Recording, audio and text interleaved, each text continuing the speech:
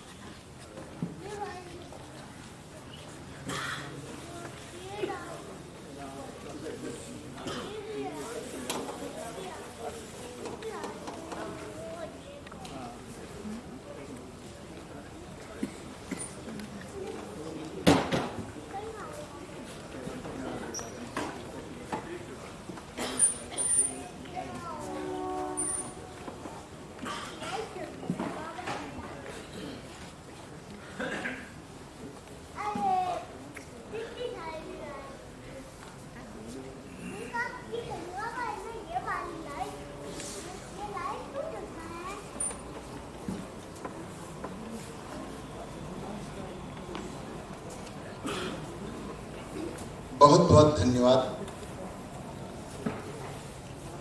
एक बार मैं सभी दर्शकों से निवेदन करता हूं कि यदि उनके मोबाइल ऑन हैं तो उन्हें साइलेंट मोड पे कर लें। आज की नाट्य कृति के बारे में निर्देशक के ख्याल, अमृता प्रीतम आधुनिक विश्व साहित्य जगत में ऐसा नाम है जो किसी तारुफ का मोहताज नहीं है। इनका जीवन फलक इतना फैला हुआ है कि उसे एक नाटक में समेटना दुष्कर कर्म है, लेकिन ख्यातनाम साहित्यकार कवि डॉक्टर राम प्रसाद दाधीच ने अपने कौशल से शब्दों का परिसीमन कर एक यादगार नाट्य कृति मैं तुम्हें फिर मिलूंगी की रचना की है। ये नाटक अमृता जी के जीवन का वृत्त चित्र ही नहीं, बल्कि उनके जीवन व्यापार व दर्शन को रेखांकित कर सुधी दर्शकों तक पहुंचाने का एक अकिंचन प्रयास है। अमृता को यदि जानना है तो उनके रचना कर्म में झांकना होगा, कविताओं में डूबना होगा और उनकी तन्हाई की दर्द भरी अनुगूंज सुननी होगी। एक बेबाक और अपनी शर्तों पर जीने वाली औरत के ईमानदार चित्रांकन का प्रयत्न इस नाटक में किया गया है। अमृता का साहिर के साथ प्यार आसमान की तरह था, लेकिन इमरोज का प्यार छत की तरह। एक औरत को आसमान की उन्मुक्तता और छत की सुरक्षा दोनों की आवश्यकता होती है।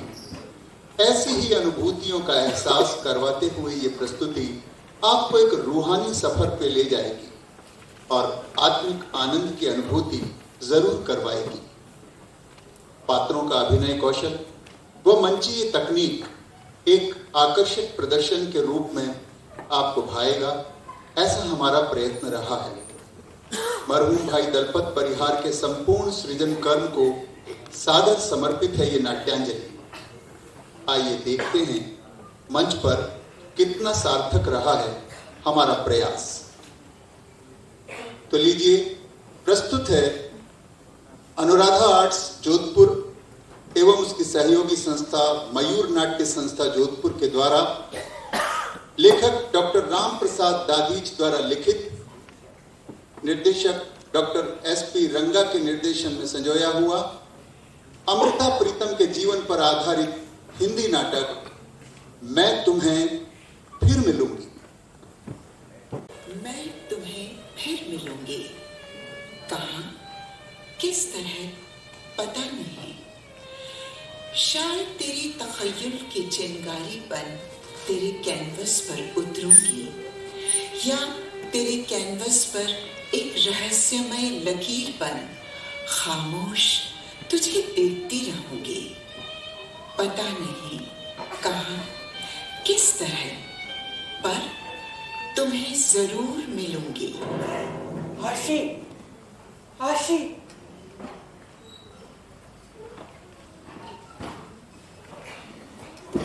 कौन है ये व्यक्ति और कौन है ये आशी जिसे ये पुकार रहा है?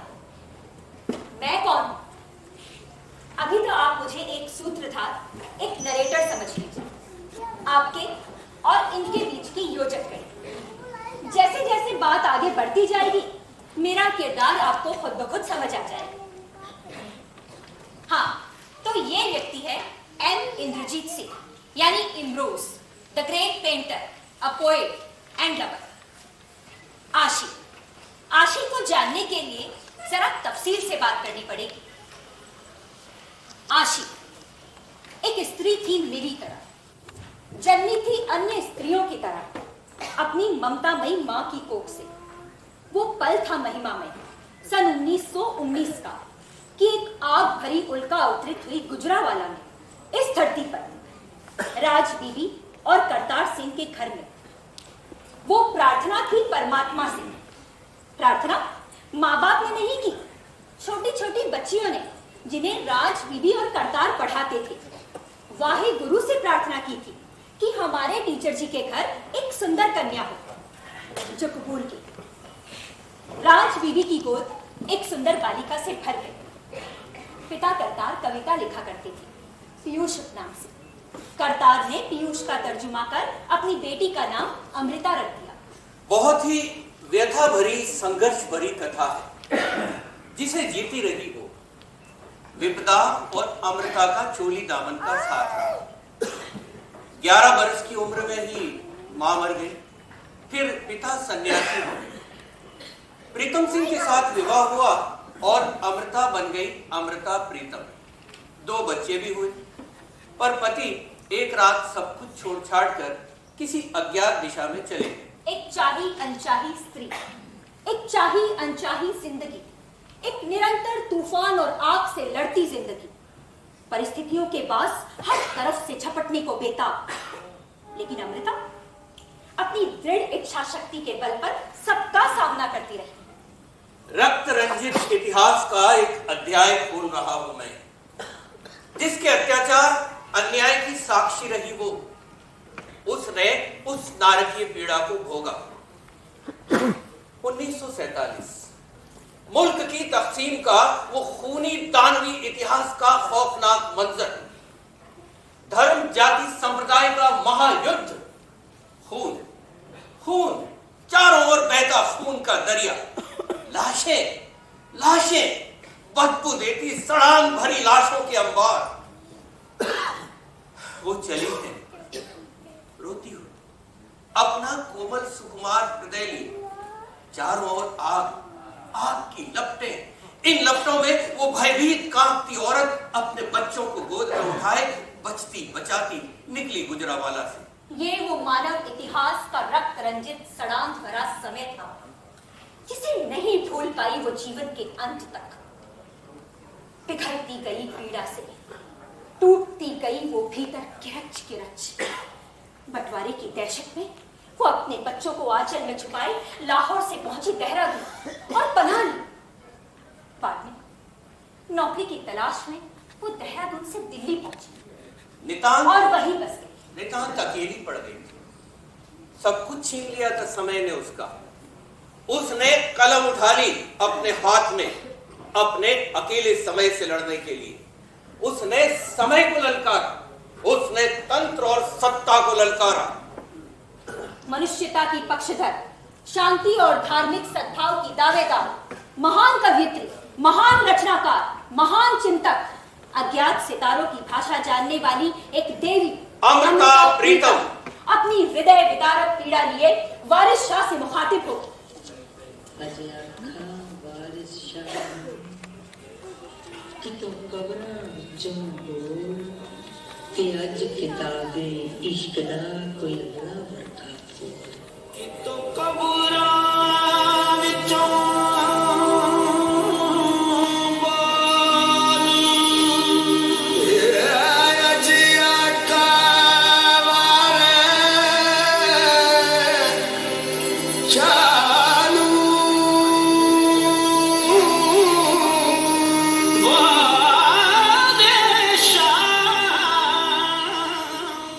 एक रोई सिटी पंजाब दी तू लिख मारे बहन विरज लखा तियां रोंदियां तन वारिस शाह कह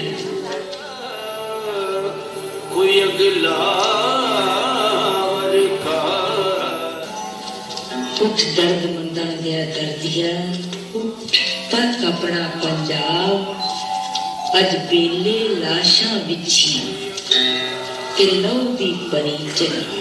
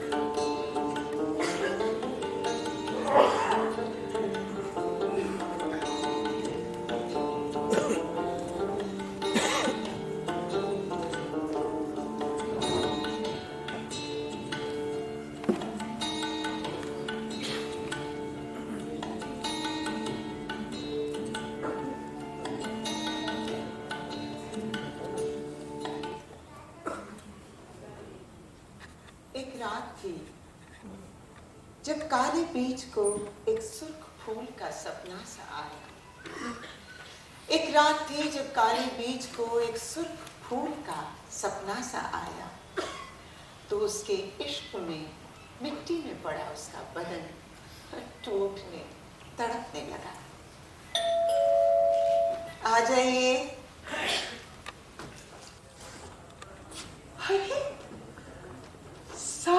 साहिब आदाब साहिब आदाब, आइए तशरीफ रखिए। आज इतने दिनों बाद हमारे यहाँ कैसे आए? अमृता, ये परवरदिगार का करम रहा कि प्रीत नगर के उस छोटे से गांव के मुशायरे में हम पहली मर्तबा मिले। मैंने तुम्हें कविता सुनाते सुना और तुमने मुझे। बस तब इतना ही नहीं हुआ था, याद है तुम्हें? उस वक्त बारिश हो रही थी, गांव की सारी पगडंडियां पानी से भरी हुई थी। मैं और तुम एक छोटे से काफिले के साथ आगे बढ़ रहे थे। तुम्हें कहाँ याद होगा कि उस वक्त तुम मेरे आगे आगे चल रहे थे और मैं तुम्हारे ध्यान में डूबी तुम्हारे पीछे पीछे चल रही थी। तुम्हें क्या बताऊं साहिर, उस वक्त की मेरे मन मानस की स्थिति। मुझे लग रहा था कालिदास की मेघदूत का मेघ जैसे मुझे मिल गया हो। ये सब मेरे किसी पिछले जन्म का पुण्य फल था। तुम जानते हो साहिब, मैं कितनी शापग्रस्त रही हूँ। भटकन, बेचैनी, उदासी मेरी किस्मत रहे हैं। पर अब जब तुम यूं मुझे अचानक मिल गए हो तो मुझे लगता है मेरी जिंदगी की काली रातें चांदनी से भर गई हैं। अब खैर छोड़ो, तुम मुझे ये बताओ तुमने क्या कुछ नया लिखा? नई गजल, नई शेर, नई नज्म सुना। अमृता, प्रीतनगर का मुशायरा मैं भी कहाँ भूला हूँ। सच? तुम्हारी नज्म का हर मिसरा, हर लफ्ज आज भी मेरे दिल में।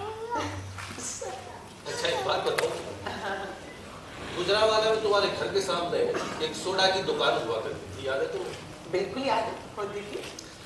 उस दुकान पर घंटों खड़े रहकर मैं कई सिगरेटें फूक जाया करता। जानती हो क्यों? क्यों? तुम्हारी एक झलक पाने के लिए। ओ साहिर, साहिर कुछ सुनाओ। अच्छा दो शेर सुनो बिल्कुल ताजा। इरशाद।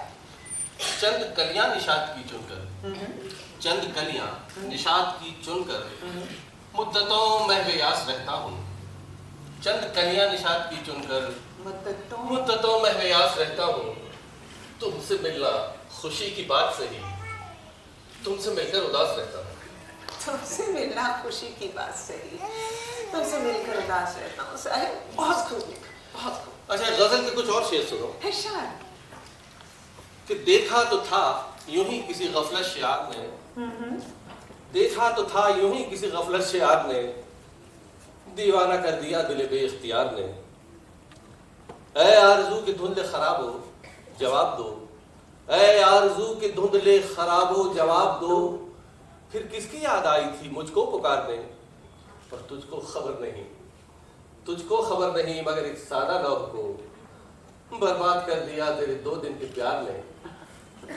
अब ऐ दिले तबाह तेरा क्या ख्याल है, अब ऐ दिले तबाह तेरा क्या ख्याल है। हम तो चले थे काकुले गेती सवारने। हम तो चले थे काकुले गेती सवारने। साहिर, मेरे पास अल्फाज नहीं है कि मैं इसकी दाद दे सकूं। तुम्हें सुनते हुए मैं किसी और ही लोक में चले गई थी। नया स्वप्न लोक, नया भाव लोक, नई संवेदनाएं, नए एहसास। ऐसा लगा जैसे हमने सारी कायनात के दर्द को इसमें जी लिया है। अरे बस बस बस, बहुत हो चुकी तारीफ। ऐसा कुछ नहीं है इस नज़्म में। एक शायर अपने आसपास जो कुछ देखता है, जिस दर्द को जीता है, उसके अपने जो एहसासात हैं उन्हीं को अल्फाज देता है। मैंने भी यही किया है। खैर छोड़ो, तुम सुनाओ क्या कर चलेंगे अब तक, और एक गल्प सुनाओ तुम भी। मैं क्या सुनाऊं साहिर? मैं जब 11 साल की थी तब से मैं कविताएं लिख रही हूँ। मेरे पिताजी पंजाबी के बहुत अच्छे कवि थे। वे पीयूष उपनाम से लेते थे, और हाँ, ये अमृता नाम उन्होंने ही मुझे दिया। बस फिर क्या था, बचपन धीरे धीरे पीछे छूटने लगा। मैं अब सपने देखने लगी थी, वर्जित सपने। मन में तरह तरह के विचार आने लगे थे, लेकिन वर्जित विचार। तुम्हें बताऊं साहिब, मेरी जिंदगी का वो 16वां साल आज भी मौजूद है। खैर छोड़ो साहिब। साहिब तुम्हें याद है 1947 में मुल्क की तकसीम, मजहबी, सियासी, समाजी कदरें कांच के बर्तनों की तरह टूटकर बिखर गई थी। वे किरचें लोगों के पैरों में भी चुभी थी, वे किरचें मेरे भी पैरों में भी चुभी थी, और मेरे माथे में भी।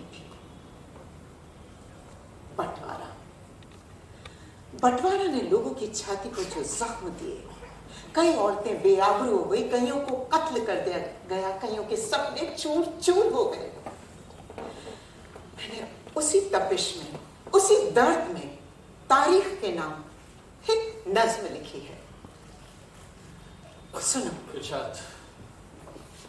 मैं नसीब जली पंजाब की बेटी, मैं नसीब जली पंजाब की बेटी, मैं बोलकर क्या कहूंगी, मेरी जुबान तो काट दी गई। मेरे हाथ भी बंध गए और पैर भी बंधे हुए, और माथे पर किस्मत काली नाक से बैठी। एक तूफान आया, ये बदन बाकी है, नसीब डूब गया। अरे रह गुजर, उस पार कोई मिले तो कहना, अब मेरे घुटने टूट गए, माझियों के हाथों पतवार छूट गए। नहीं जानती मैं कहाँ हूँ। माँ का एक आंगन था जाने कहाँ गए। न बाबुल, न भाई, न मेहंदी, न डोली। मैं कैसी ब्याही हूँ।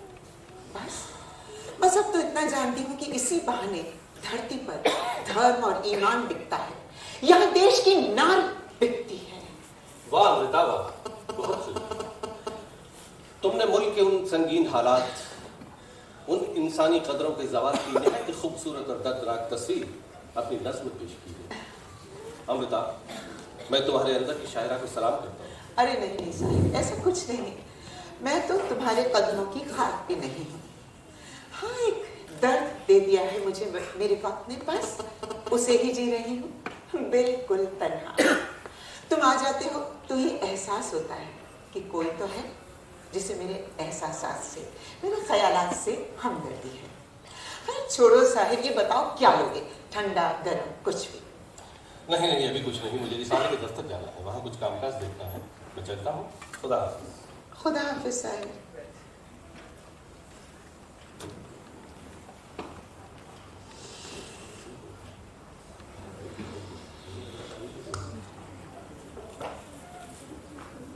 साहिब,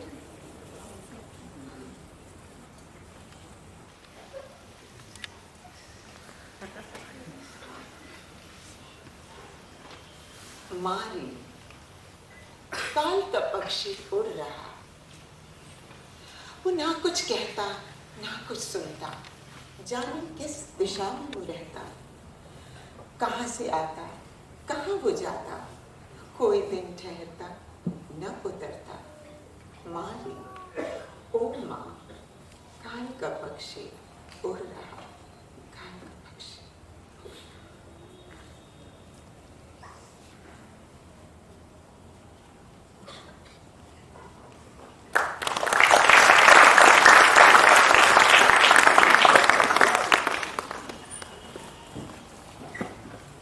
साहिब, अमृता का पहला प्यार। पहला नहीं जनाब, दूसरा। दूसरा? पहला कौन था मालूम है? नहीं, तुम बताओ। अमृता की उम्र तकरीबन 7-8 साल रही होगी कि उसने एक काल्पनिक प्रेमी राजन की रचना की, जो उससे हर रात मिलने आता था। उन दिनों अमृता के घर में एक नियम था कि बच्चों को सोने से पहले गुरु पाठ करना होता था। उनका ये मानना था कि गुरु पाठ कर सोने से बच्चों के चारों ओर एक सुरक्षा कवच बन जाता है और कोई उन्हें नुकसान नहीं पहुंचा सकता। अमृता को लगा कि अगर सुरक्षा घेरा बन गया तो उसका प्रेमी राजन उससे कैसे मिलने आ पाएगा। बाल मन ने एक तरकीब निकाली। हर रोज गुरु पाठ करते समय वो जानबूझ करके 2-4 लाइनें छोड़ दिया करती थी, जिससे सुरक्षा घेरे का कुछ हिस्सा खाली रह जाए और उसका प्रेमी राजन उससे मिलने आ जाए। मालूम हुआ अमृता का पहला प्रेमी राजन। हाँ। हाँ, तो बात साहिर की चल रही थी। साहिर का आना जाना बना रहा। साहिर ने कभी भी अपने प्रेम को व्यक्त नहीं किया। वो सिर्फ अपनी शायरी में अपना इश्क, अपना एहसास, अपना दर्द जाहिर करता रहा। अमृता की अब पंजाबी, उर्दू, हिंदी काव्य जगत में शोहरत होने लगी थी, इसलिए उसकी तारीफ के साथ साथ उसकी आलोचना और विरोध के स्वर भी उठने लगे थे। कुछ कवि और शायर तो उससे मन ही मन प्रेम भी करने लगे थे। अमृता न केवल अपनी रचनाओं की अदायगी में और न केवल कविताओं की अदायगी में मोहित करने वाली थी, बल्कि वो निहायत ही खूबसूरत, तीखे नाक नक्श वाली सुंदर महिला थी। एक दिन एक कवि महाशय उसके घर अचानक तशरीफ ले आए।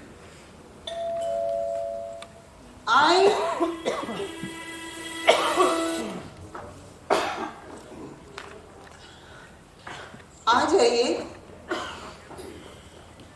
सत श्री अकाल अमृता जी। सत श्री अकाल गुरु बख्श सिंह जी, कहीं कैसे आना हुआ? बड़ी याद आ रही सी। अच्छा, आज साड़ी याद किवें आई? बड़ी कुछ शायरी रिसालों में पड़ी सी, अच्छा, बहुत बढ़िया लगी। सोचा चलकर ਤੁਹਾਨੂੰ बधाइयां देना, बड़ा चंगा लिखती हो तुसी। सचमुच मेरी कविताएं बढ़िया लगी, मैंने खुश करने वास्ते इस तरह की बात कर रहे हो। अमृता जी, हाँ जी। जिन्नी सोहनी तुसी हो उन्नी सोहनी तुम्हारी शायरी भी है, इनमें छू जाती है। अच्छा, पर मैं तो कुछ और ही सुनिया सी। के सुनिया? कहा कोई कवि किसी दूजे कवि की तारीफ करता है। कवि ही कवि का दुश्मन होता है। खैर छोड़ो, तुसी ये बताओ क्या कुछ नया लिखा है आपने? आपकी भी साहित्य की दुनिया में बड़ी चर्चा है, कुछ आप सुनाइए। ना जी, मैं सुनाने वास्ते नहीं, मैं तो सुनने वास्ते आया। असी तो एवं ही कदी कदी कलम किस देर में। अच्छा ठीक है, सुनिए। आसमान के महलों में मेरा सूरज सो रहा है, आसमान के महलों में मेरा सूरज सो रहा है, जहाँ न कोई द्वार है न खिड़की है, और सदियों के हाथों ने जो पगडंडी बनाई है वो मेरी सोच के पैरों के लिए बहुत संकीर्ण है। क्या बात है अमृता जी, बाकी तारीफ के वास्ते लफ्ज नहीं है, तुसी ये केड़ा तरह ची रही हो। अरे नहीं, ऐसी कोई बात नहीं है, आप झूठी तारीफ ना करें। अब आप सुनाएं कोई गजल, नज़्म, कुछ भी। तुम्हारी फरमाइश तो पूरी करनी पड़ेगी ना। तुसी एक गजल सुनो। इरशाद। शेर आज कहता है, हर रूह को आह का हक है, हर रूह को आह का हक है, हर आह को निगाह का हक है। बहुत खूब। मैं भी एक दिल लेके आया हूँ, मुझे भी एक गुनाह का हक है।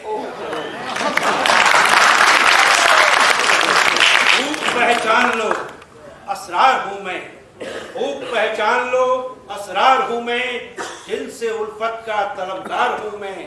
इश्क ही इश्क है दुनिया मेरी, फितनाए अक्ल से बेजार हूँ मैं। बहुत जो हाफिज़ो खयाम में था, है जो हाफिज़ो खयाम में था, हाँ कुछ इसका भी गुनहगार हूँ मैं। जिंदगी क्या है गुनाह आदम, जिंदगी है तो गुनहगार हूँ मैं। बहुत बढ़िया, आपका अंदाज़े बयां भी बहुत खूब है। बड़ा हुक्म था ना, तो क्या डाल जी। चंगा हुण यार, सत श्री अकाल। सत श्री अकाल जी, सत श्री अकाल। गजल मजाज की और अपनी कह के चले गए। आजकल कविता की दुनिया में, शायरी की दुनिया में ये सब बहुत कुछ हो रहा है। अच्छा हुआ चले गए।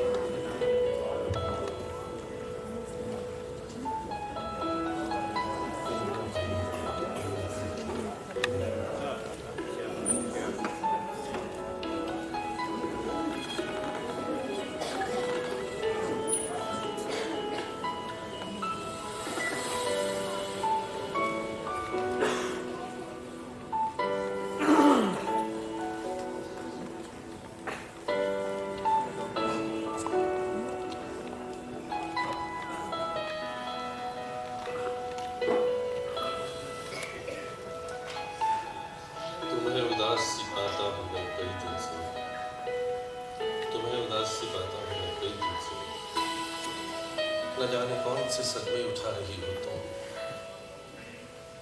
शोखियाँ वो तबस्सुम वो तहतहे न रहे, हर एक चीज को हसरत से देखती हो तुम, छुपा छुपा के खामोशी में अपनी बेचैनी, छुपा छुपा के खामोशी में अपनी बेचैनी, खुद अपने राज की तशरीह बन गई हो। तुम्हें उदास सी पाता हूँ मैं कई दिन से, न जाने कौन से सदमे उठा रही हो तुम, वो शोखियाँ वो तबस्सुम वो कहते न रहे, हर एक चीज को हसरत से देखती हो, और छुपा छुपा के खामोशी में अपनी बेचैनी, छुपा छुपा के खामोशी में अपनी बेचैनी, खुद अपने राज की तशहीर बन गई हो तुम। हिज्र की इस रात में कुछ रोशनी सी आ रही, हिज्र की इस रात में कुछ रोशनी सी आ रही, शायद याद की बत्ती कुछ और ऊंची हो गई। मुझे तुम्हारे तगाफुल से क्यों शिकायत हो, मुझे तुम्हारे तगाफुल से क्यों शिकायत हो। मेरी फना मेरे एहसास का तकाजा है। मैं जानता हूं कि दुनिया का खौफ है तुमको, मैं जानता हूं कि दुनिया का खौफ है तुमको। मुझे खबर है कि ये दुनिया अजीब दुनिया है। यहाँ हयात के पर्दे में मौत पलती है, यहाँ हयात के पर्दे में मौत पलती है। शिकस्त साज की आवाज रूह नगमा है। एक हादसा, एक जख्म और एक टीस दिल के पास थी। एक हादसा, एक जख्म और एक टीस दिल के पास थी। रात को सितारों की रकम इन्हें जर्द दे गई। मुझे तुम्हारी जुदाई का कोई रंज नहीं, मुझे तुम्हारी जुदाई का कोई रंज नहीं। मेरे ख्याल की दुनिया में मेरे पास हो तुम। ये तुमने ठीक कहा है, ये तुमने ठीक कहा है, तुम्हें मिला न करूं। मगर मुझे ये तो बता दो कि क्यों उदास हो तुम। खफा ना होना, खफा ना होना मेरी जुर्रत तखातुब पर, खफा ना होना मेरी जुर्रत तखातुब पर। तुम्हें खबर है मेरी जिंदगी की आसिफ, तुम्हें खबर है मेरी जिंदगी की आसिफ। नजर के आसमान से जाने सूरज कहाँ गया, नजर के आसमान से जाने सूरज कहाँ गया, लेकिन चांद से उसकी कुछ खबर आ रही। तेरे इश्क की एक बूंद इसमें मिल गई, इसलिए मैंने उम्र की सारी कड़वाहट पी ली। तेरे इश्क की एक बूंद इसमें मिल गई, इसलिए मैंने उम्र की सारी। तेरे इश्क की एक बूंद, वाह। अरे साहिब, आइए आइए, तशरीफ रखिए। तेरे इश्क की एक बूंद जिसमें थोड़ी सी करवाहट मिल गई थी, इसलिए मैंने पी। आज हमारी याद कैसे आई? तबीयत ठीक नहीं थी। अरे इत्तला क्यों नहीं दी? अमृता, इत्तला करने से क्या होता है? हर शख्स को अपनी तकलीफें, अपने दुख, अपने गम, अपने दर्द खुद ही सहने पड़ेंगे। बिल्कुल दुरुस्त कहा, बिल्कुल ठीक कह रहे हो। अमृता, कहो। हर इंसान को अपना दुख, अपनी तकलीफें खुद ही सहने पड़ती हैं। साहिब तुम तो छोड़ो, जानते तुम सुनाओ क्या करती रही अब तक? तुम ये भी जानते हो साहिब कि मैं कितनी अकेली, तुम्हारे बिना बिल्कुल तन्हा महसूस करती हूँ। मैं तन से, मन से, सबसे अकेली हूँ। हाँ, तुम आ जाते हो तो ये एहसास होता है कि कोई तो है मेरा अपना। तुम्हें देखकर एक अनजाने से खुशी का एहसास होता है, एक रूह को तसल्ली मिलती है, सुकून मिलता है। खामोश साहिब, तुम तो जानते हो साहित्य जगत में कितनी धड़ेबंदियां हैं, कितनी गुटबाजी है। मैं भी उन सबका शिकार हूँ, और मेरे और तुम्हारे रिश्तों को लेकर भी ये लोग खुश थोड़े हैं। पता नहीं क्या क्या कहते रहते हैं। मैं परवाह नहीं करती। मैं तो रब की मेहर मानती हूँ कि मुझे तुम जैसा शायद दोस्त मिला।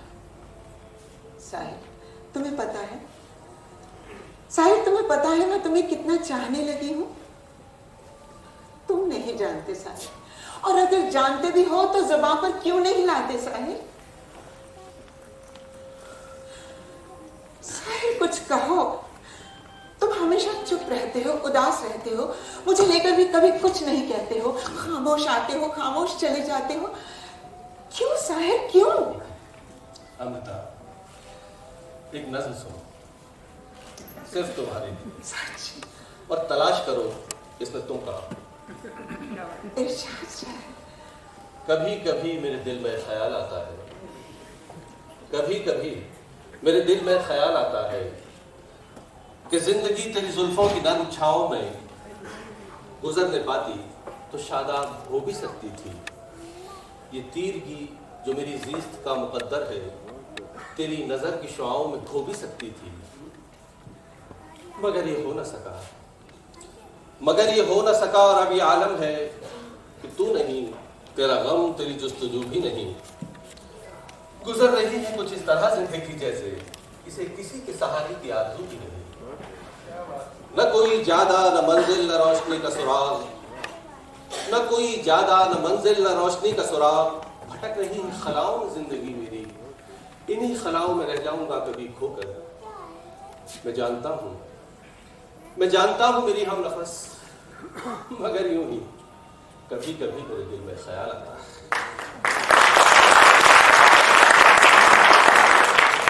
मैं जानता हूँ मेरी हम साहिब, एक बात अच्छी तरह से जान लो, मैं सिर्फ तुम्हारी गजलों, नज्मों और गीतों तक ही नहीं रहना चाहती। मैं तुम्हारी जिंदगी में आखिरी दम तक रहना चाहती हूँ। तुम मेरे एहसास और मेरे दर्द को क्यों नहीं समझते साहिब? तुम मेरी रूहानी जरूरत हो, उसे समझो साहिब। अमृता, शायद मेरी तबीयत, मेरा मिजाज ही कुछ ऐसा है। फिर देखते हैं उसे क्या मंजूर है और मुकद्दर में कहा ले जाता है। अच्छा, मैं चलता हूँ। खुदा हाफिज। खुदा हाफिज साहिब। साहिर का और मेरा रिश्ता रिश्तों की किसी परिभाषा में नहीं आता। हम तन से नहीं, मन से जुड़े हुए हैं। हमारा रिश्ता मन का है जो हमारी नज्मों में धड़कता है। मेरी नज्म में जिसके इश्क की एक बूंद है, ये वही तो शख्स है। कितना खामोश, कितना अनबोला। बाप, वीर, दोस्त, खाबिर, किसी लफ्ज़ का कोई नहीं रिश्ता। हो जदू में तैनो तकिया, सारे आखर गुरा हो गए।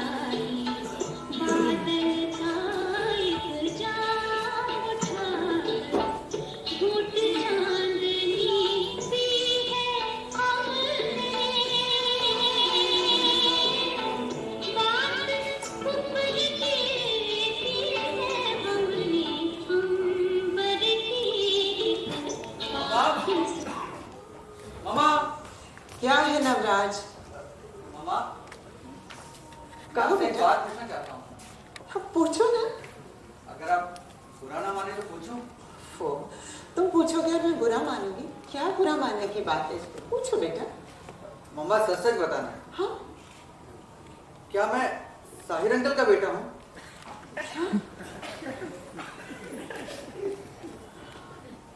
खैर, आप ना बताना चाहे तो कोई बात नहीं, मैं बुरा नहीं मानूंगा। सच तो ये है बेटा कि तुम साहिर अंकल के बेटे नहीं हो। काश ऐसा होता। तुम जानते हो नवराज, जब तुम पेट में थे तो मैं घंटों साहिर की तस्वीर को निहारा करती थी और सोचती थी शायद मेरे होने वाला बच्चा साहिर के जैसा हो। सच मामा, सच। यू आर ग्रेट मामा, you are great. I love you मामा। थैंक यू बेटा। एक बात बताऊं, मुझे भी साहिर अंकल बहुत पसंद है। जी मामा। थैंक यू मामा। God bless you. Thank you.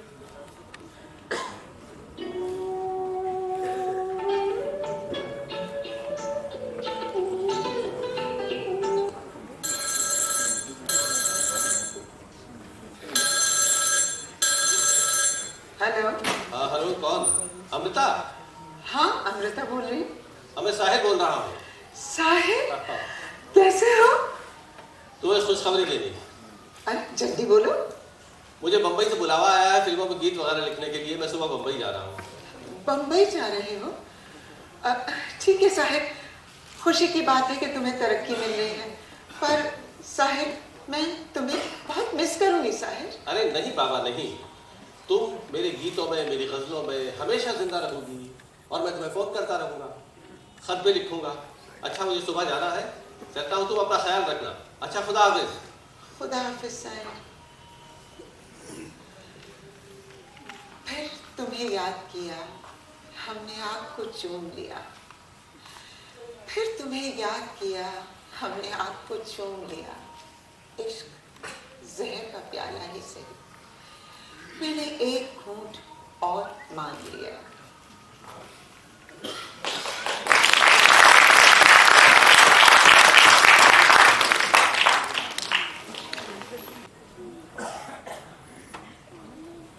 Sahir के बंबई चले जाने के बाद अमृता बिल्कुल अकेली हो गई थी।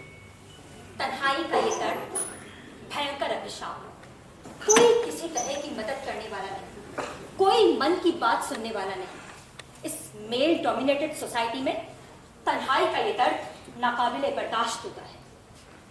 तन्हाई मिटाने के लिए अमृता केवल कविताएं ही नहीं लिखती थी, वे ज्योतिष शास्त्र और स्वप्न विज्ञान में भी दखल रखती थी। आपको एक वाकया सुनाती हूँ। अमृता को 20 साल तक हर 2-3 दिन में एक सपना आता था। सपने में एक घर, एक तरफ दरिया और दूसरी तरफ जंगल, और खिड़की के पास एक व्यक्ति कैनवस पर पेंटिंग करता हुआ दिखाई देता। पेंटिंग करने वाले का चेहरा अमृता को कभी नहीं दिखाई दिया, केवल पीठ ही दिखाई देती थी। एक बार जब वो अपनी किताब का कवर पेज बनवाने के लिए एक पेंटर के स्टूडियो गई तो जी नमस्ते। नमस्ते आप इमरोज जी? जी इमरोज।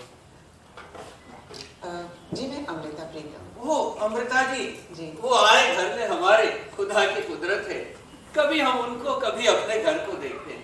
आप खड़े क्यों हैं? तशरीफ रखिए। 1 मिनट, आप इंतजार करें।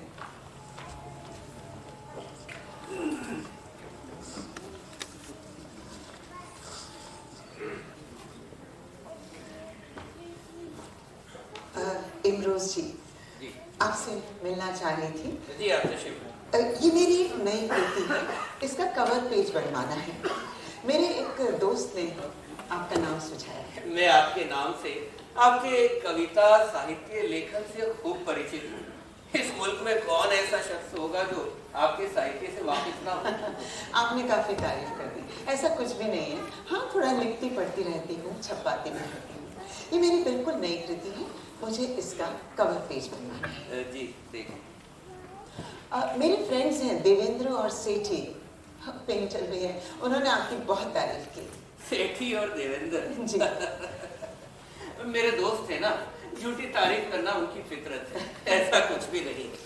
आपने यहाँ तक आने की क्यों जरूरत? मैं खुद आपके दौलत खाने पर हाजिर हो जाता। खैर कवर पेज बाद में, पहले आप ये बताएं आप क्या लेंगी, चाय या ठंडा? जी नहीं, अभी कुछ भी नहीं। आप तो अभी सिर्फ ये देखिए कि इसका कवर पेज कब तक तैयार हो जाएगा। एक्चुअली मुझे तो जल्दी है नहीं, प्रकाशक को भी है। माफी चाहूंगा अमृता जी, दरअसल पहले मैं कविताओं के कंटेंट और भाव को कुछ समझ लूं, फिर कुछ कर पाऊँ। अच्छा, आप कविता में भी दिलचस्पी रखते हैं? बस इंटरेस्ट है।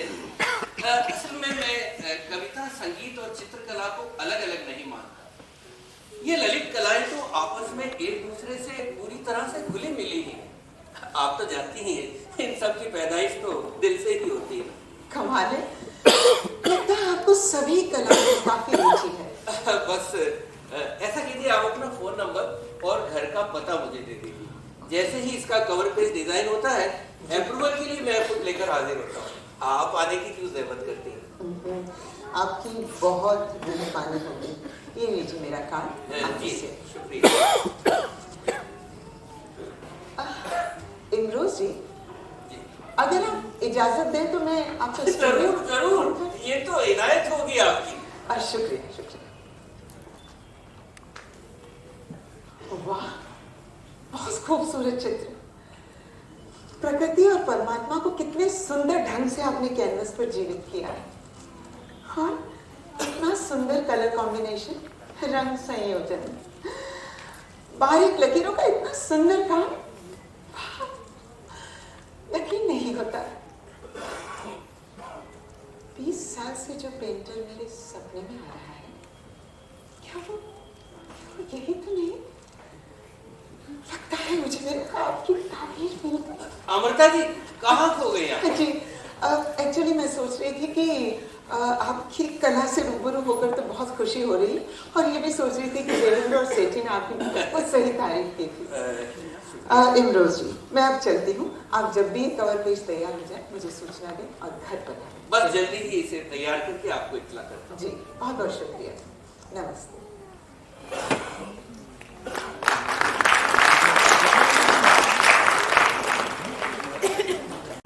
इस मुलाकात के बाद अमृता को वो पेंटर वाला सपना कभी नहीं आया। चित्रकार इमरोज 2-3 दिन बाद अमृता की कृति का कवर पेज बनाकर उनके घर पहुंचते हैं। अमृता को कवर पेज पसंद आता है। अब अमृता की कृतियों का कवर पेज इमरोज ही बनाते हैं। इस सिलसिले में प्रायः वो अमृता के घर आते जाते रहते हैं। अमृता और इमरोज के बीच निकटता बढ़ने लगती है। चित्रकार इमरोज अपनी बातचीत में चित्रकला, संगीत, कविताएं आदि के बारे में चर्चा करते रहते हैं। क्या नया पढ़ा, क्या नया लिखा। इमरोज सिर्फ चित्रकार ही नहीं, वो अच्छे शायर भी है। पंजाबी और उर्दू में कविताएं और नज़में लिखते और अमृता को सुनाते। अमृता भी अपनी ताजा तरीन कविताएं लिखकर इमरोज को सुनाती रहती। वाह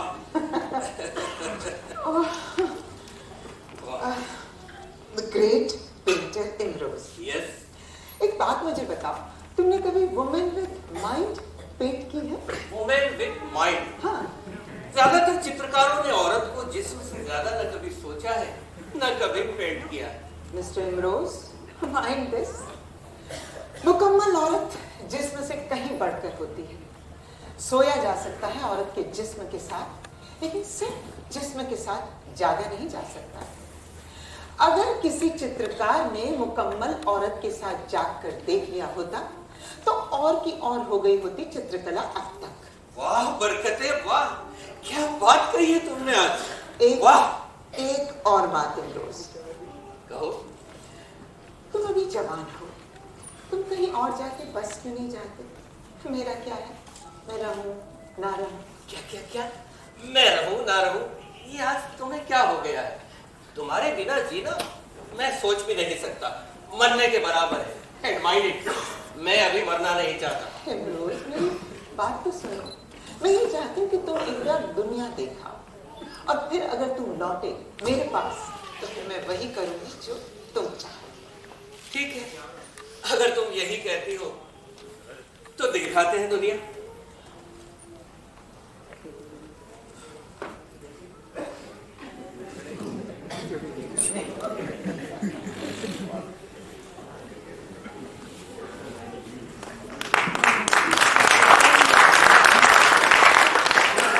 लो जी, देख आए दुनिया। अब क्या कहती हो? तुम भी ना इमरोज, तुम्हें समझाना बहुत मुश्किल है।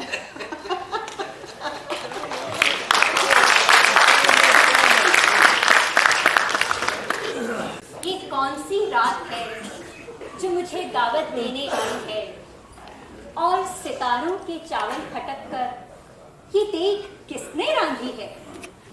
आज ये चांद की सुराही कौन लाया है कि चांदनी को पीकर आसमान बौरा गया है।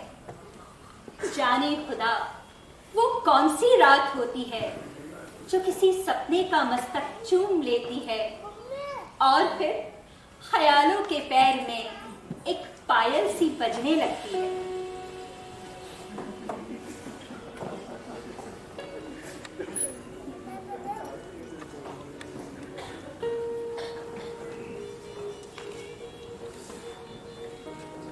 राही, तुम मुझे संध्या के समय क्यों मिले? जिंदगी का सफर खत्म होने वाला है, तुम्हें ये आना था तो जिंदगी की दोपहर के समय मिलते, उस दोपहर का ताप तो देख लेते। जीती, मेरी जिंदगी के खत्म हो रहे इस सफर में आप मुझे सिर्फ तुम्हारे ही खतों का इंतजार है। तुम्हारी आशी। बदनसीब आशी मेरी किस्मत है, मेरी खुशकिस्मती।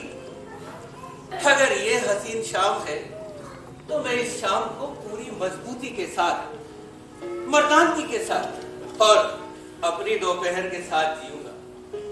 मेरी ज़ोरबी, तुम मेरी शाम हो, मेरा सवेरा हो, मेरी दोपहर नहीं मालूम, पर तुम मेरी जिंदगी हो, मेरी मंजिल। तुम खूबसूरत शाम ही सही, मगर भूलो मत, तुम ही मेरी सुबह हो, तुम ही मेरी दोपहरी। जी कर देखो पूरे मन से, मेरे साथ, अपने जीती के साथ। तुम्हें आना था 18 तारीख को, तुम नहीं आए। ये वो सवेरा था जब सूरज नहीं निकला। मेरी और सूरज की किस्मत। तुम्हें क्या? कल मैंने शीशे को पोंछा कि शायद इसमें मेरी किस्मत का मुंह दिखाई दे जाए। मेरी जिंदगी की तस्वीर मैं खुद आ रहा हूं तुम्हारे पास इसी बृहस्पतिवार को सुबह। तुम तैयार रहना मेरी साहिबा, मैं तुम्हें अपनी नीली में बिठाकर अब हमेशा के लिए अपने साथ ले जाऊंगा। तुम्हें संभाल लूंगा, अपनी दोपहर के सारे रंग तुम्हारी शाम में मिलाकर तुम्हें हसीन और रंगीन बना दूंगा। बस एक दिन का और इंतजार साहिबे।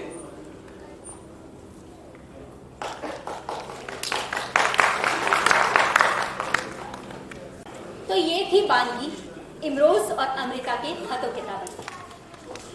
एक दिन इमरोज अमृता के घर आए और उन्होंने बताया कि वे वापस बंबई जा रही हैं। उन्हें गुरुदत्त की फिल्मों में अच्छा काम मिल गया है, तनख्वाह की पेशकश भी अच्छी है और रिहाइश का बंदोबस्त भी।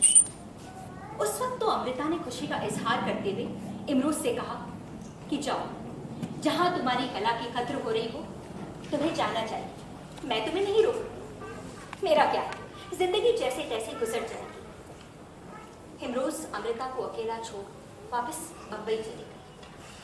अब अमृता, अब तन्हाई का आलम।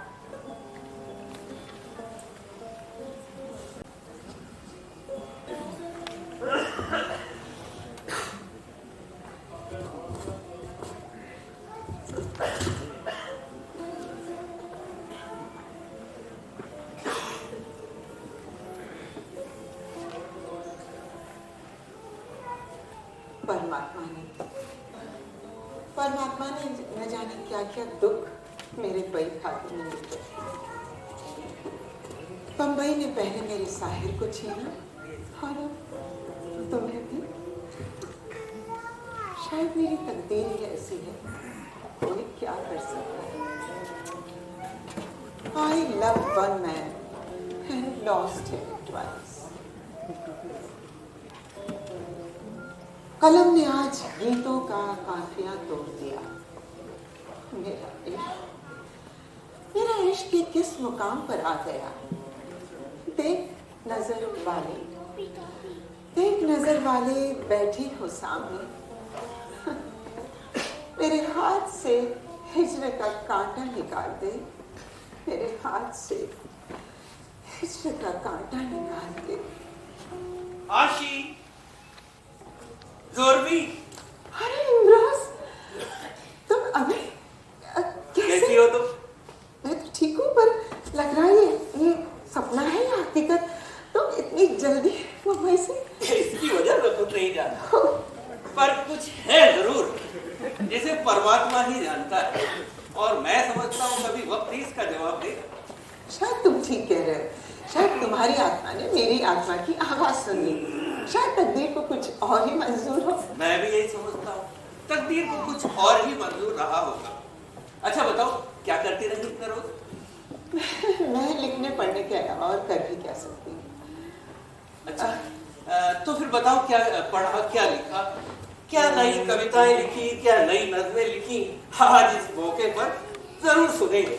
ना, आज मैं कुछ नहीं बताऊंगी। आज पहले तुम सुनाओगे। मुझे पता है तुम चित्रकार के साथ साथ बहुत उम्दा नज़्में लिखते हो। ठीक है, एक छोटी सी नज़्म। पता नहीं कब के मिले बिछड़े, अब आकर मिले हैं। पता नहीं कब के मिले बिछड़े, अब आकर मिले हैं। ये प्यास जितनी तृप्ति और तृप्ति जितनी प्यास, लगता है तृप्ति और प्यास दो जुड़वा बहनें आंगन में खेल रही छुपा छुपी। प्यास जितनी तृप्ति और तृप्ति जितनी प्यास। जीवन की सच्चाई को कितनी शिद्दत और कितनी ईमानदारी से तुमने अल्फाज दिए होंगे। तुम चाहे मानो न मानो, ये मेरे जीवन की हकीकत है जिसे तुमने अपनी नज्म में उकेर दिया है। सचमुच मैं भी तो एक प्यास ही हूँ। अकेले आपकी ही, ये तो सबके जीवन की हकीकत है। मैं भी तो इसी दौर से गुजर रहा हूँ। अच्छा, एक और छोटी सी नज़र। इरशाद। फकीर कहते हैं अपनी मर्जी से जी लेना करिश्मा है। फकीर कहते हैं अपनी मर्जी से जी लेना करिश्मा है। ये करिश्मा उसने सहज स्वभाव जी लिया है। वो कविता जीती है और जिंदगी लिखती है। कमाल है, ये तो तुमने मेरे जीवन की सच्चाई लिखी है। तुम देख रहे हो ना रोज, मैं भी अपनी मर्जी से अपनी शर्तों पर जी रही हूँ। अच्छा, तो फिर अब तुम सुनाओ कोई नज्म, कोई कविता। सुनाऊंगी जरूर, लेकिन अब तुम अचानक आ गए हो मुंबई से, तो थोड़ा सा सेलिब्रेशन हो जाए। इमरोज, ड्रिंक चलेगा? बिल्कुल, आज इस खुशी के मौके पर जैसा तुम चाहो। बहुत खुशी हो रही है तुम आ गए। Cheers. Cheers. इमरोज, अगर तुम इजाजत दो तो एक सिगरेट पी लो। आप सिगरेट पीती हैं, इसका मुझे इल्म है, पर आप सिख हैं तो समाज में सिगरेट को लेकर आपकी काफी निंदा होती रही है। मैं सिख जरूर हूँ, पर धर्म की बंदिशों में मेरा यकीन बिल्कुल नहीं। एक सिगरेट ही क्यों, मेरी तो और भी कई बातों में निंदा होती रही, आलोचना होती रही, पर मैं इसकी परवाह नहीं करती। तुम बताओ इमरोज, तुम क्या करते रहे? और सुनो, तुम मुझे ये बताओ कि इमरोज से इंद्रजीत से इमरोज कैसे बने? इंद्रजीत से इमरोज। इमरोज असल में एक फारसी लफ्ज जिसके माने हैं आज। ना आने वाले कल की चिंता, ना बीते हुए कल की फिक्र, सिर्फ आज, यानी इमरोज। ये बहुत खूब है, लेकिन इमरोज तुमने कभी शादी नहीं की, गृहस्थी नहीं बसाई। कैसा लगता है कि मेरे अकेले जीवन, बिल्कुल आजाद जीवन? हाँ, यूं एक अर्थ में मैं नितांत अकेला ही।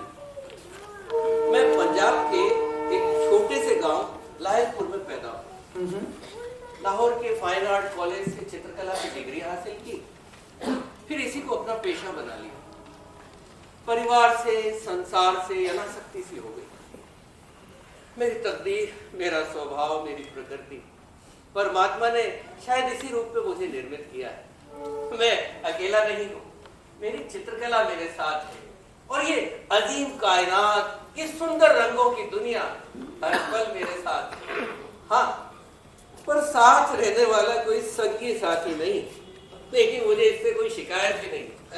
इमरोज, ये अच्छा लगा कि तुम्हारे जीवन का भी एक फलसफा है, तुम्हें जीवन जीने की कला आती है। और हाँ, मैं भी तो कुछ इसी तरह जी रही हूँ, अपनी कलम के साथ। ये तो सब जीवन जगत के किस्से हैं, अपनी अपनी सोच और अपना अपना नजरिया। अच्छा, अब तो अपनी कोई नज्म कविता सुना दो। चलो ठीक है, एक नज्म सुना दो। जी इरशाद। तुम मिले तो कई जन मेरी नब्ज में धड़के। वाह। तुम मिले तो कई जन मेरी नब्ज में धड़के, फिर मेरी सांस ने तुम्हारी सांसों का घूंट पिया। वाह। तुम मस्तक में कई काल पलट गए। एक गुफा हुआ करती थी जहां मैं थी और एक योगी ने जब बाजुओं में भरकर मेरी सांसों को छुआ अल्लाह कसम, वही महक थी जो उसके होठों से आई थी। ये कैसी माया, ये कैसी लीला कि शायद तुम ही वो योगी थे और वही मैं हूं और वही महक है। वाह, और वही मैं हूं और वही महक। बहुत खूब, इतनी खूबसूरत नज़्म, जहाँ इसमें अध्यात्म है वहाँ संसार भी है और संसार के जीवन की हकीकत भी। अमृता, ये नज़्म तो रूह की आवाज है। इमरोज, तुम इसे सच्चाई क्यों नहीं मान लेते? क्या? खैर छोड़ो, कुछ और सुनो। मेरी नज़्म में ये रूहानियत, ये दर्द, ये खूबसूरती कहाँ? मैं तो जब दिल करता है कलम चला लेता हूँ बस। पर तुम कहती हो तो एक नज़्म और सुना। इरशाद। जिंदगी तस्वीर भी है और तकदीर भी। जिंदगी तस्वीर भी है और तकदीर भी। जिंदगी तस्वीर भी है और तकदीर भी। मन चाहे रंगों से बन जाए तो तस्वीर, अनचाहे रंगों से बने तो तकदीर।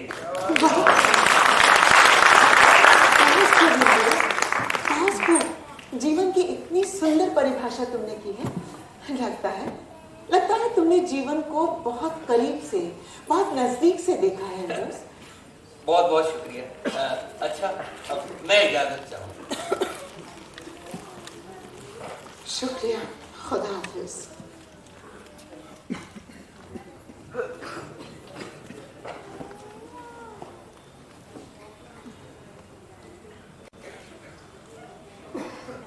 साहिब,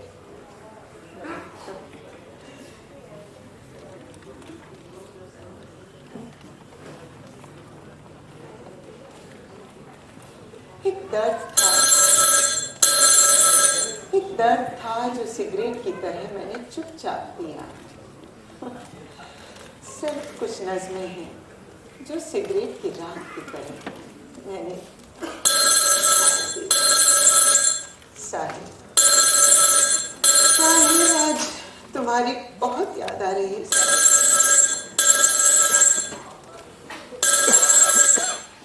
हेलो, पिताजी बोल रही है? जी बोल रही हूँ।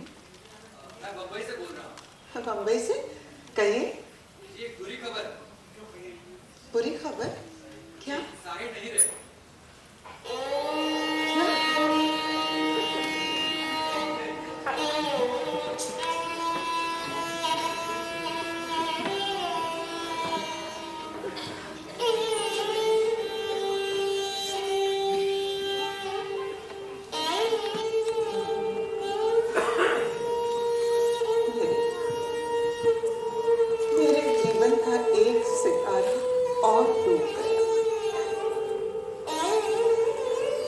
टूटना, बिछड़ना,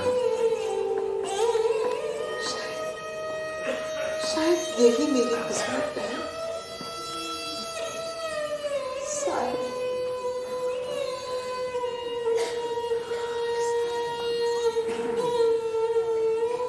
चादर फटे में टाँटी लगा, अंबर फटे क्या सीना, खाविंद मरे में और करा, मरे आशिक तो कैसा जीना, कैसा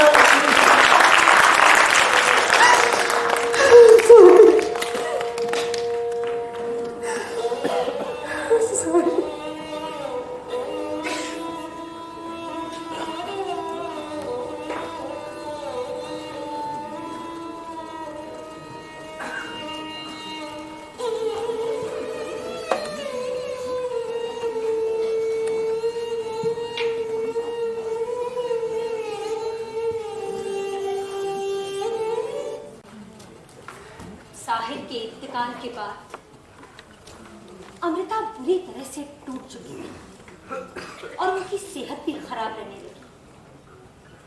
ऐसे में उन्हें एक छतनार वृक्ष की जरूरत थी। इमरोज भी अकेले ही रहती थी। इमरोज से अमृता की ये तन्हाई देखी नहीं गई और वो हमेशा के लिए उनका सहारा बन उनके घर रहने के लिए आ गई। आज मैंने अपने घर का नंबर मिटाया है और गली के माथे पर लगा गली का नंबर हटाया है और सड़क की दिशा का नाम पहुंच दिया है। अगर आपको मुझे जरूर पाना है तो हर देश, हर शहर की हर गली का द्वार खटखटाओ। ये एक शाप है, एक वर है, और जहां भी स्वतंत्र रूह की झलक मिले, समझना वो मेरा घर है।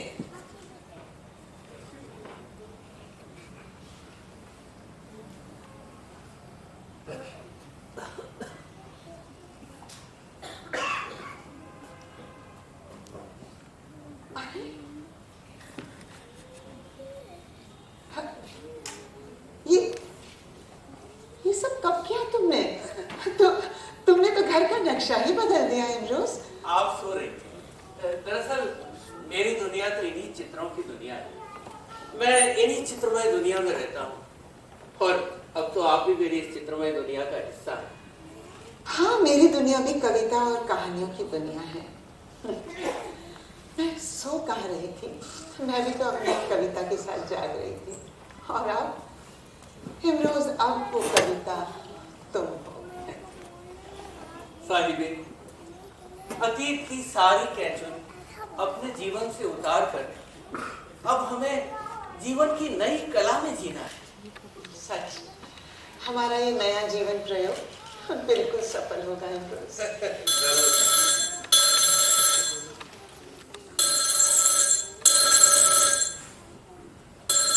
हेलो। हेलो, हाँ हो सकती है? जी, आपके लिए। हेलो। हेलो, अमृता जी। हाँ जी। मैं उमा त्रिलोक बोल रही हूँ। जी कहिए। मैं आपसे मिलना चाहती हूँ। देखिए, मेरी तबीयत आजकल ठीक नहीं रहती। लेकिन मुझे जरूरी काम है। अच्छा ठीक है, जब भी आए फोन करके आए। Okay, thank you. कोई उमा त्रिलोक है। आने दीजिए ना उसे, आपका भी मन बहल जाएगा। इस तरह लोगों से मिलना जुलना रहेगा तो जी बहला रहेगा। अब मेरी लोगों से मिलने जुलने में बिल्कुल रुचि नहीं है रोज। बहुत मिले, बहुत जुड़े लोगों से। कई लोग मेरे बहुत करीब रहे।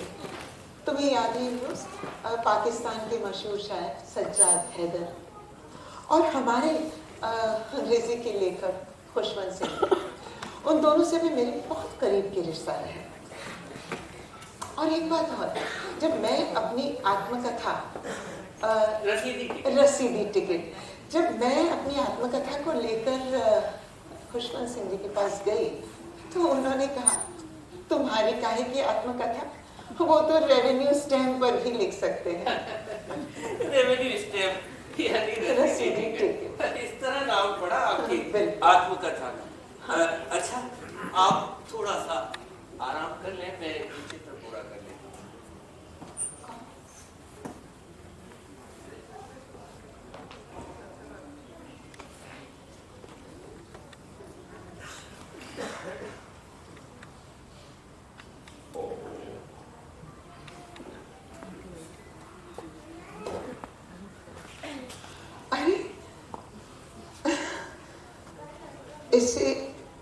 इसे मैं किस अर्थ में लूं?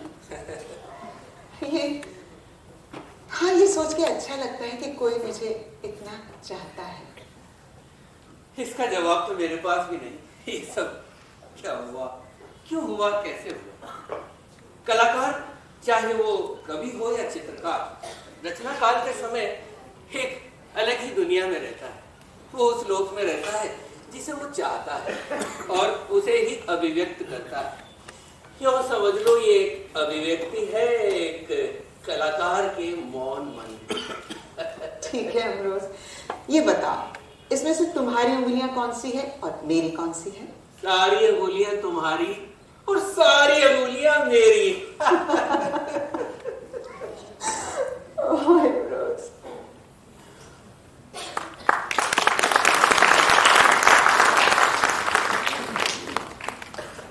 अमृता जी को साहित्य अकादमी पुरस्कार मिला। साहित्य के क्षेत्र पुरस्कार, पद्मश्री, पद्म भूषण सहित उनके सम्मानों की सूची बड़ी लंबी है। सम्मान तो मिलते गए, लेकिन समाज में उनकी आलोचना और निंदा भी लगातार होती रही, जिससे भीतर ही भीतर वो टूटने लगी। एक स्थायी दुख उनकी देह की रग रग में और मन की प्रत्येक शिरा में बहने लगा और वो बीमार रहने लगी।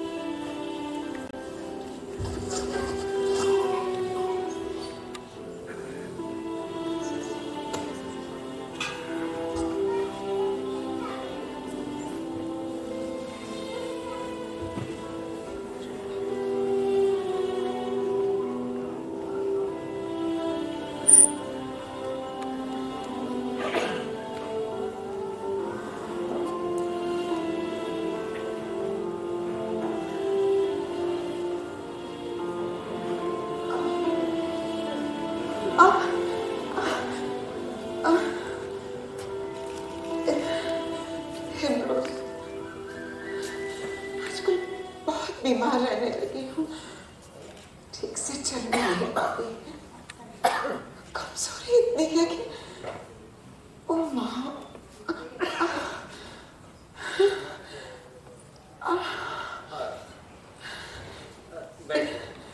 हिमरोज देखो, मैंने तो अपना जीवन जी लिया, अच्छा बुरा सब देख लिया, बहुत कुछ देखा दुनिया में आके।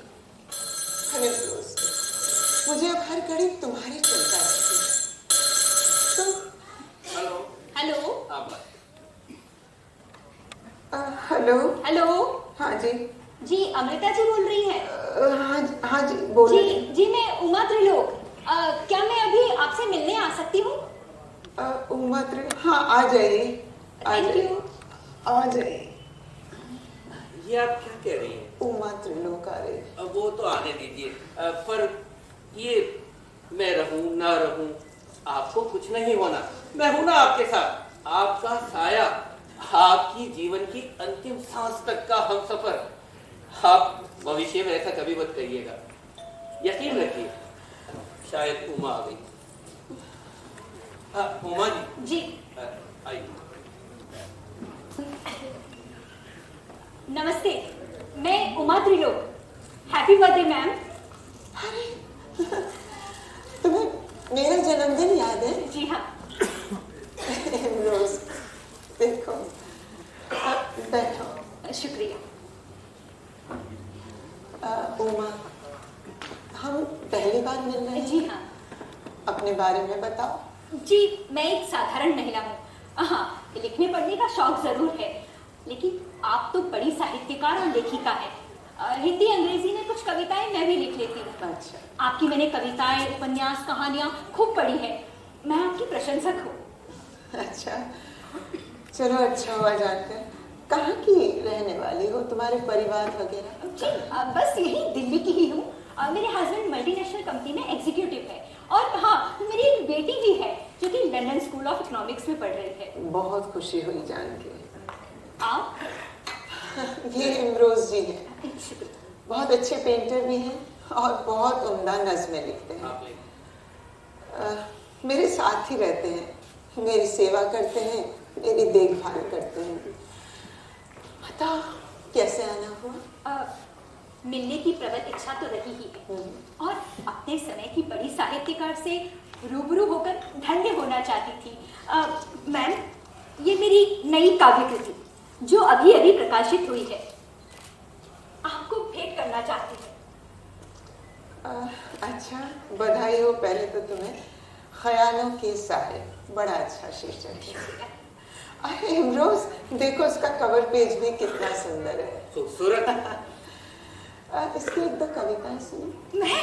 और आपके सामने? नहीं, मैं इस कैसेट में अपनी आवाज में कुछ कविताएं रिकॉर्ड करके भी लाई हूँ। अच्छा। लेकिन मैं आज आपसे कुछ सुनना चाहती हूँ। अरे नहीं, मेरी तबीयत अब ठीक नहीं रहती, फिर कभी सुनाओ। कोई बात नहीं। वैसे मैं जानना चाहती हूँ कि किसका इलाज चल रहा है? मेरे डॉक्टर तो यही है, एक मेरा इलाज करवाते हैं। एलोपैथी का इलाज चल रहा है। इनके शरीर में भयंकर दर्द रहता है, पाँव की पीड़ा तो ये बर्दाश्त भी नहीं कर पाती। एक ऑपरेशन भी हो चुका है। अच्छा, मेरे एक होम्योपैथी के परिचित डॉक्टर हैं, अगर आप लोग ठीक समझे तो उनसे बात करें। अरे नहीं, मेरे किसी भी हकीम डॉक्टर के पास जाने की ना तो इच्छा है और न ही हिम्मत है। अच्छा, दो टेक्निक्स मैं स्वयं जानती हूँ, एक रैकी और दूसरी प्राणिक हीलिंग। आपको प्राणिक हीलिंग से राहत मिलेगी। ये ठीक रहेगा। आप कहें तो मैं कोशिश करूँ? जैसा इमरोज कहें। अच्छा ठीक है इमरोज जी, आप ऐसा करें कि एक कटोरे में गर्म पानी ले आए। जी। आप लेट जाइए। अरे अच्छा सुनिए, उसमें थोड़ा सा नमक भी डाल दीजिएगा। आप लेट जाइए आराम से। हाँ, आप मुझ पर विश्वास कीजिए, मैं आपको चोट नहीं पहुंचाऊंगी। हाँ, मेरा सहारा ले लीजिए आराम से। हाँ, धीरे धीरे से। हाँ, good, very good, very good. आप लेट जाइए। आइए।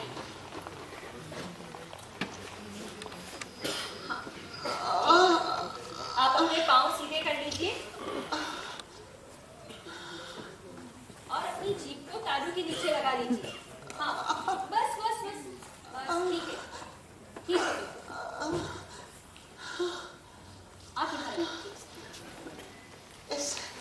हाँ, अभी आपको राहत मिलेगी। बस बिल्कुल बिल्कुल अभी मिलती है आपको राहत।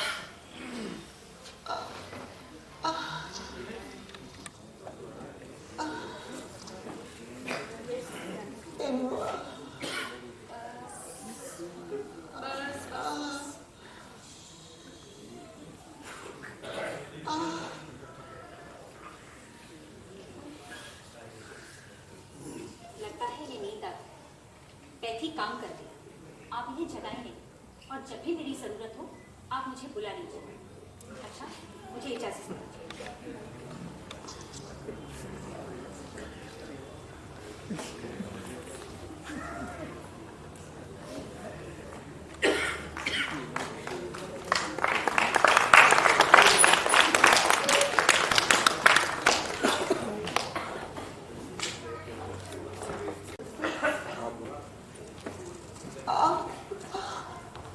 अमृता जी को प्राणिक हीलिंग से राहत मिलती रही। इस बीच उमा त्रिलोक आती रही और उन्हें अपनी पैथी से राहत देती रही।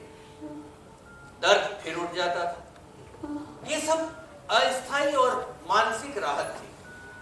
अमृता की हालत दिन ब दिन बिगड़ती जा रही है। उन्होंने अब खाना पीना भी छोड़ दिया था और वो सिर्फ कराहते हुए बिस्तर पर लेटी रहती।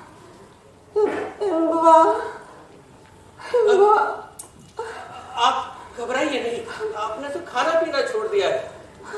हम दर्द बर्दाश्त नहीं होता। मैंने उमा को फोन कर दिया है। अरे नहीं, कुछ नहीं हो सकता। आती हूँ। तुम पागल हो उमा, तुम मुझे कितना चाहते हो।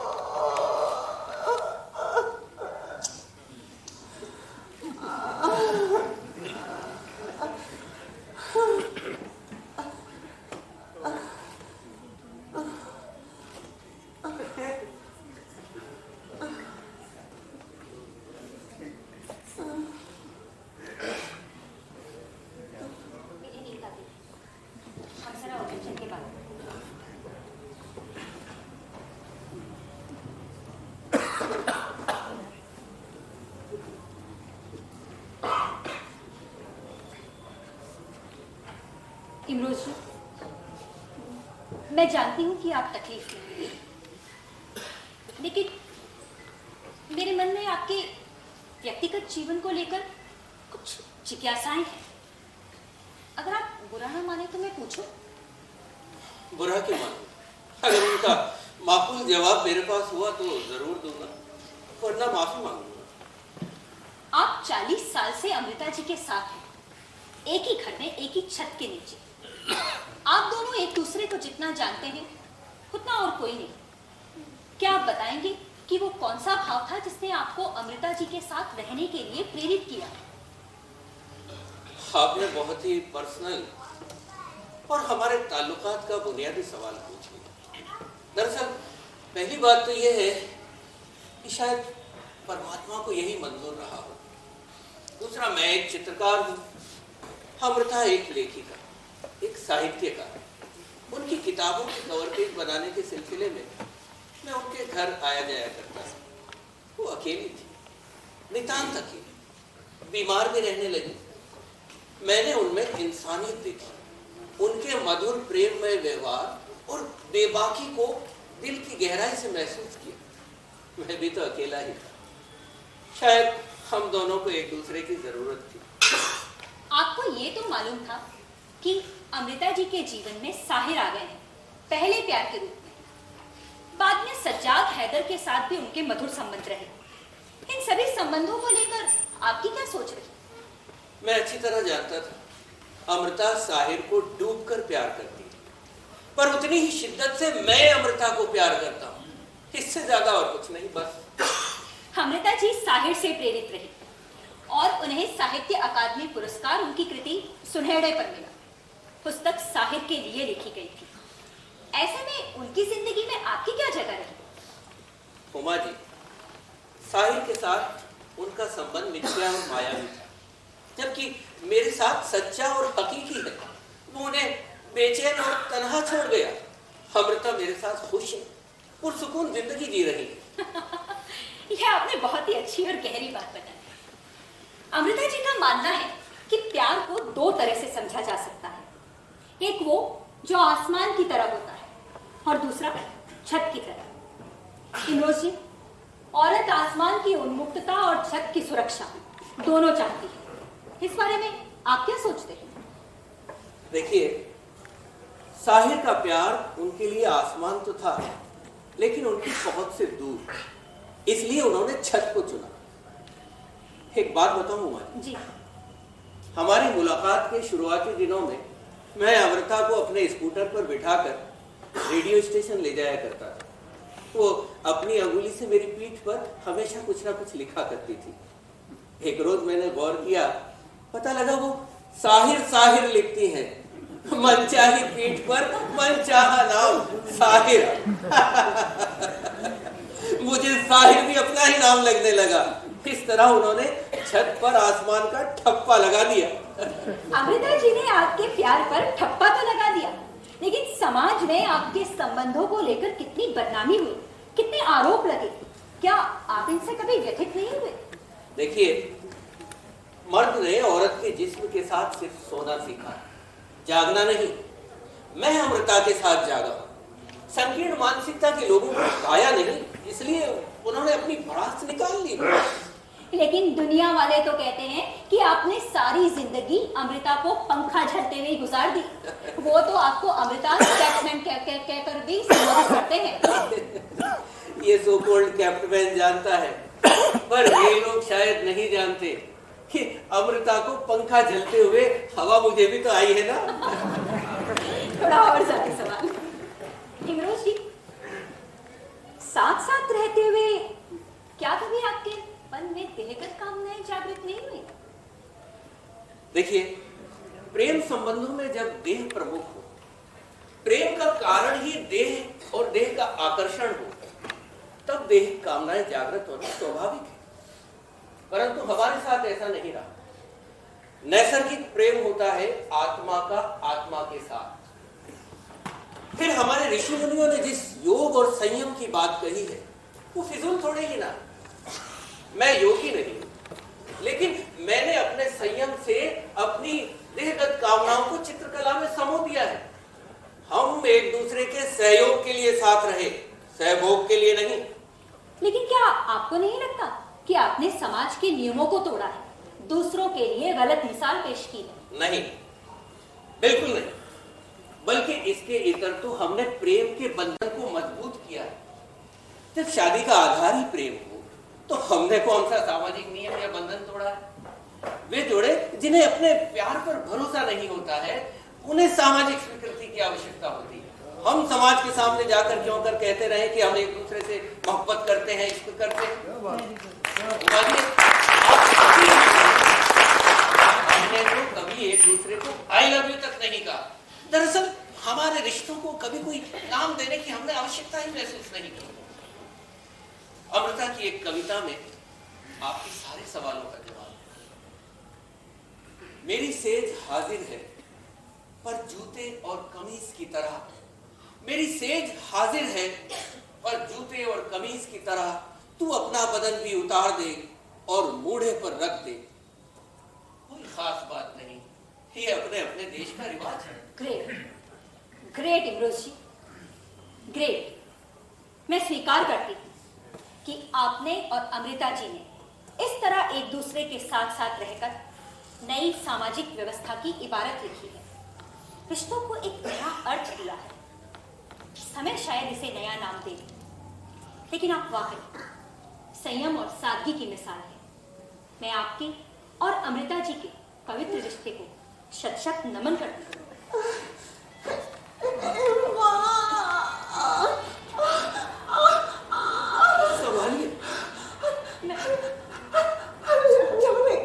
समय आ गया है माँ।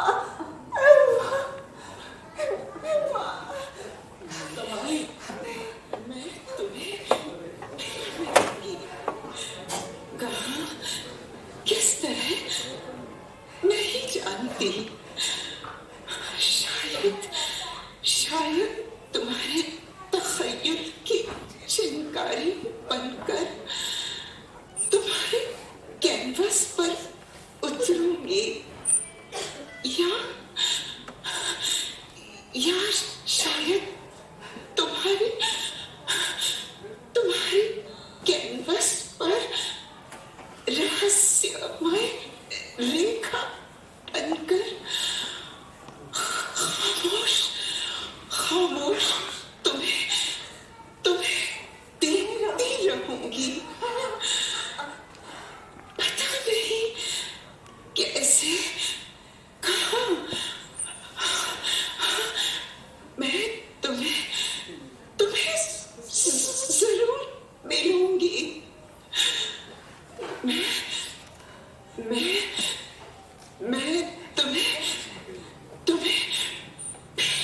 फिर मिलूंगी। मैं तुम्हें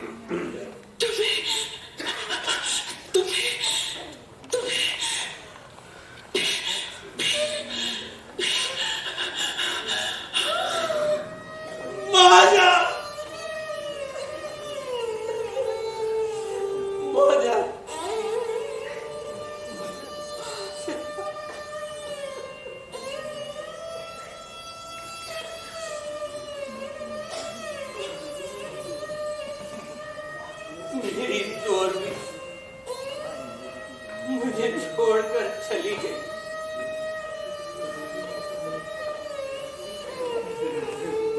माता,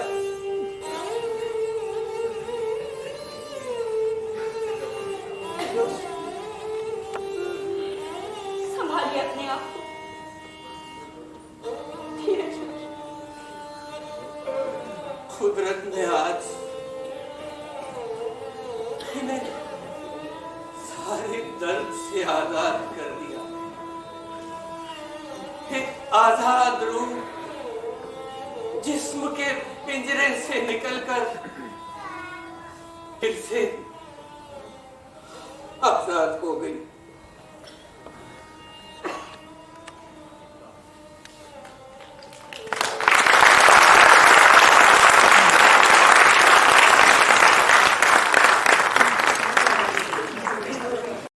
मैं जब खामोश होता और जब ख्याल भी खामोश होते तो एक हल्की सी सरगोशी होती, उसके एहसास की, उसके शेरों की। मैं तुम्हें फिर मिलूंगी। मैं तुम्हें फिर मिलूंगी। मैं तुम्हें फिर मिलूंगी।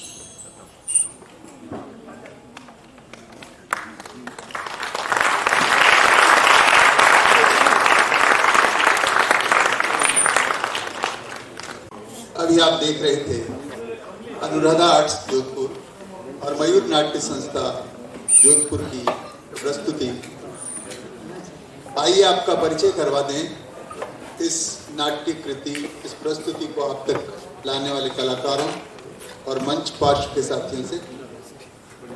मंच कल्पना थी रमेश भाटी नामदेव। मंच सज्जा में जिन्होंने सहयोग किया कैलाश गहलोत और हरिप्रसाद वैष्णव।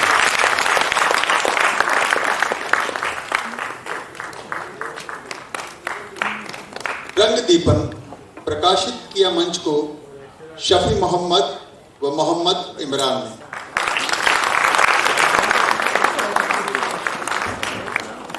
रूप सज्जा थी कावेरी बजाज और शब्बीर हुसैन।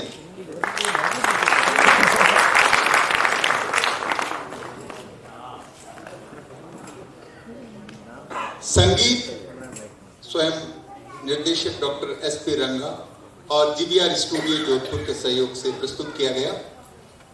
आलेख के विशेष सहयोग के लिए हम धन्यवाद देते हैं और आमंत्रित करते हैं रमेश बोहरा और शीन मीम हनीफ साहब।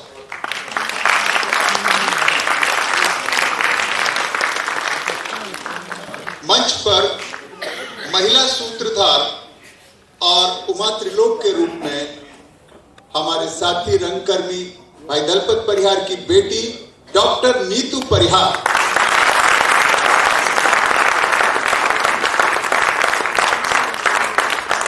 पुरुष सूत्रधार और इमरोज की भूमिका में थे मजाहिर सुल्तान जई।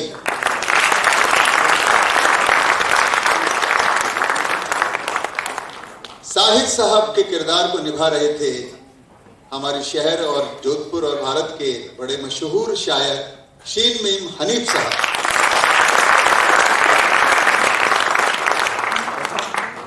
गुरुबख्श सिंह के रूप में अपनी प्रस्तुति दी भाई दिनेश सारस्वत ने।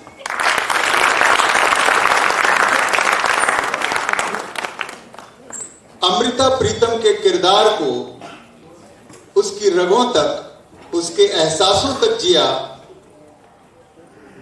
अनुराधा आडवाणी ने। हम आमंत्रित करते हैं मंच पर अनुराधा आडवाणी।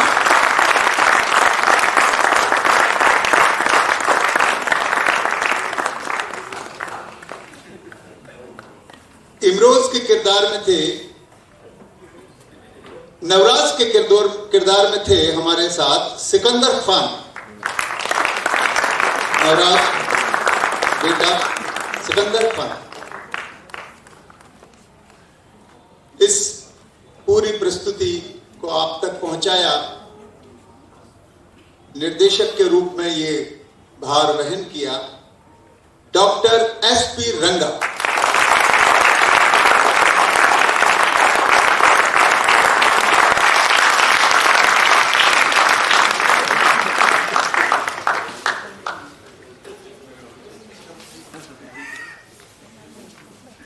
अनुराधा आर्ट्स जोधपुर की प्रस्तुति हिंदी नाटक जिसे कि डॉक्टर राम प्रसाद दाधीच जी ने हमारे लिए तैयार किया, लिखा, अमृता प्रीतम के जीवन पर आधारित था।